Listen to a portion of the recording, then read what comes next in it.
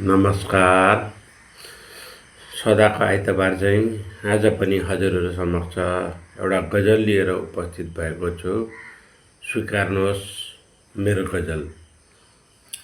धेरै भयो छोरो गएको, घर पटक्कै आउँदैन।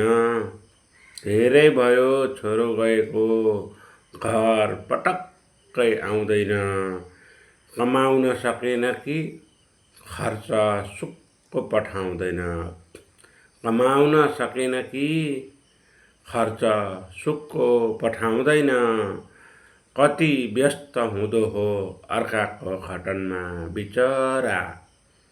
कति व्यस्त हुँदो हो अर्काको खटनमा बिचरा। पटक पटक फोन लगाएँ तर जवाफ फर्काउँदैन। पटक पटक फोन लगाएँ तर जवाफ फर्काउँदैन। धेरै भयो छोरो गएको, घर पटक्कै आउँदैन। कमाउन सकेन कि खर्च सुक्को पठाउँदैन। खाना समयमा खान नपाएर ज्यान चुक्यो कि। खाना समयमा खान नपाएर ज्यान चुक्यो कि। सामाजिक सञ्जालतिर पनि तस्बिर सजाउँदैन। सामाजिक सञ्जालतिर पनि तस्बिर सजाउँदैन। धेरै भयो छोरो गएको, घर पटक्कै आउँदैन। कमाउन सकेन कि खर्च सुक्को पठाउँदैन। बुबा आमाले बेस्सरी पिर मान्छन् भनेर होला।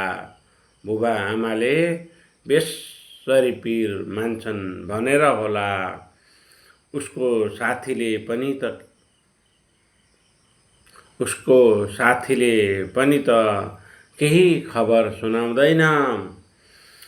धेरै भयो छोरो गएको, घर पटक्कै आउँदैन।